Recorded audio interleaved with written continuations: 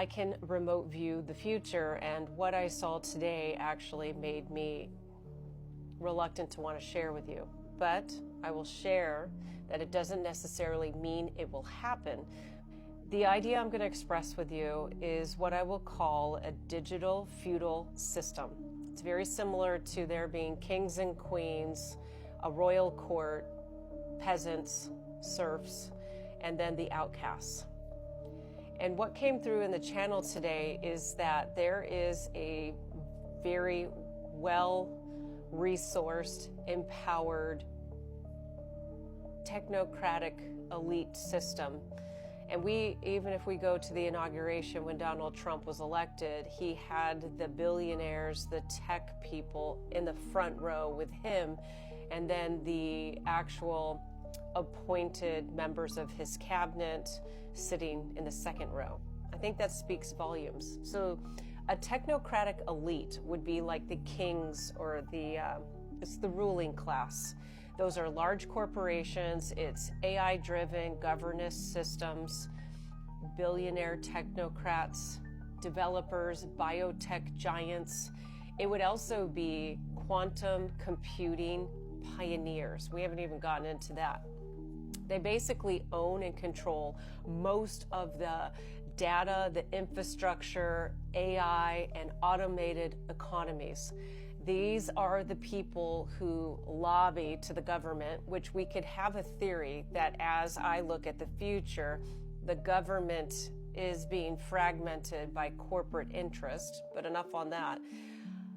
The technocratic elite that I see in this possible future timeline, they set the policies, they control digital currencies, they also have near absolute influence over algorithms, governments, as well as populations of people. I mean, we'll see if this video even goes out, okay? But I'm just talking about a download, remote viewing the future. I'm not saying this is happening now. Then we have what would be the royal court, or we could call them the corporate vassals. They are the executives, the mid-managers, the AI engineers, policymakers, academics who work within mega corporations or some of these AI-driven governance structures, programs, things like that. These vassals, okay, or we'll call them the royal court, they actually owe their allegiance to the elite. They are trying to hobnob their way to being one of the kings, the queens, the overlords of the technocratic elite. I just want to say that they do whatever they can to maintain order and then enforce digital laws. So that would be the second tier. So at the top we have the technocratic elites. The second, we have the royal court or the corporate vassals. The third is the general population. That's you and me. It is the digital serfs. These are people who are dependent.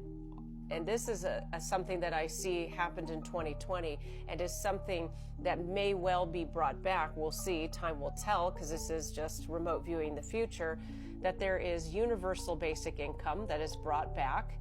But that universal basic income is tied to a social credit score.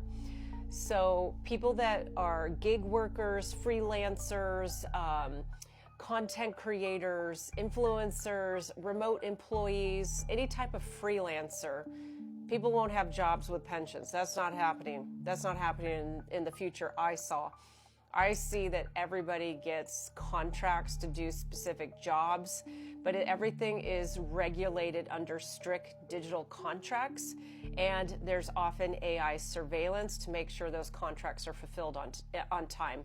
I also want to say that the general population, the peasants, the serfs like you and me, we would actually be tied to the algorithm.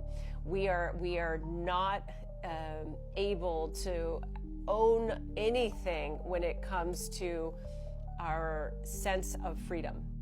So it's sort of how medieval serfs or peasants were tied to the land. I want you to understand the general population will be tied to an algorithm. It's beyond just social media. It is the algorithm of corporations, okay? I also downloaded that there would be corporate smart cities that people would get housing from, healthcare, as well as financial stability through that universal basic income. I want to say that this is not a new idea. Back during the Industrial Revolution, just outside of Chicago, Illinois, is a town known as Pullman. Pullman was a railroad baron, and he actually had all of his workers live in one town that he ruled like a tyrant. If you want to go and visit it and you live outside of Chicago, it's totally worth your time to see what the architecture of a corporate city looks like. I'll let you imagine what a corporate smart city would look like, but I believe it would be very similar to this concept of like 15-minute zones. And then the fourth class that would be part of this potential future is the disenfranchised, the rebels, the outcasts. These are people who reject the system altogether. They live off of the grid in a tech wasteland. They are not governed by the AI. The AI algorithm doesn't reach them. They are the hackers, digital nomads. They are the privacy advocates. They are rogue scientists who stood up and said what you're doing is not okay. They form an underground resistant movement at some point, and that they are focused on using a decentralized blockchain currency system. They either barter for things that they need, or they use dark web tech to operate outside of the technocratic elite order, the feudal order. So I just think it's kind of interesting because when I look at the technocratic elite, they own all of the data, which is true right now. It is similar to medieval lords that own the land. They create the digital territory where people work, live, and function, and most of it will be regulated under AI. I also want to say that the over 200,000 federal government employees that are losing their jobs, my question, which comes up from this session that I did today, is will their jobs just simply be replaced by AI? If so, could this be an indication of us moving in the direction of this possible AI future? I also want to say that there will be an end to scarcity, like access to advanced medicine, longevity treatments. Also, AI augmentation could perhaps only be for the ruling class. That's very much like the Hunger Games, if you know what I mean.